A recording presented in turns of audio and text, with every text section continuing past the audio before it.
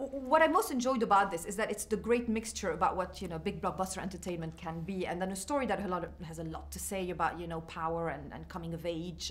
How much do you like those kinds of mixtures? Does it make it for more interesting storytelling for you? For me, it does. For me, it's about reconciling two disparate polarities, really. One is the essence of a story, which is about the transcendence of man, and then the other aspect is about being sensationally entertained. And somehow my job is to reconcile those disparate polarities. That recurrent theme of power is so fascinating to audiences. Is it fascinating for you as a director to explore the various layers of what power can do to people? Yes, it is. And that is, in essence, what the story is about. Is how can you handle authority, and where does authority really lie? I'd quite like to get into that conversation with you if you've got some time. But that's really what this story is about.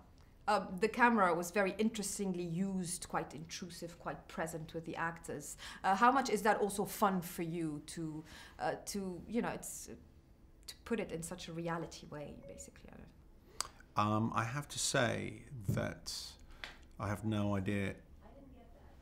I have to say I've no idea how my creative process works. It's intuitive, and in a way, I think it's better that it's intuitive. There are certain things that can't be analysed and certain things that can.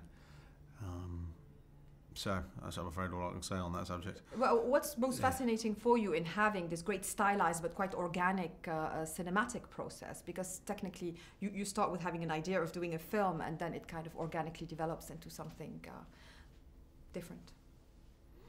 Yeah, to me that is the creative process. The creative process is that you have a battle plan that's very structured and organised, and then you completely throw it out the window when you meet when you see the face of the enemy, and to remain flexible and on your toes whilst that process takes place, and then let the creative organic process take place. I don't want to sound too pretentious about this, but I don't suppose it does. I mean, that's just how the nature of creativity works. Yeah, absolutely, and it works for you, for sure. And actors, how much do you enjoy that process with them as well, into developing the character throughout the film? Very much. I enjoy the process of interacting with creative minds. I'm not sure if I particularly care where they come from. I just care about the interactivity of some version of creation. Do you think there's a moment in time where you realize that you want to be a filmmaker, you know, at some point of your childhood or adulthood, where, you know, it becomes very obvious to you that you have the Excalibur of it? What does that mean? It's just a metaphor. Well, the extraction of Excalibur from the stone is a metaphor. And I think that's what the essence of the story is about, and this is what the essence of everyone's story is about, is who's in charge, the sword or the stone. And if you can control the sword, essentially that's controlling your essence.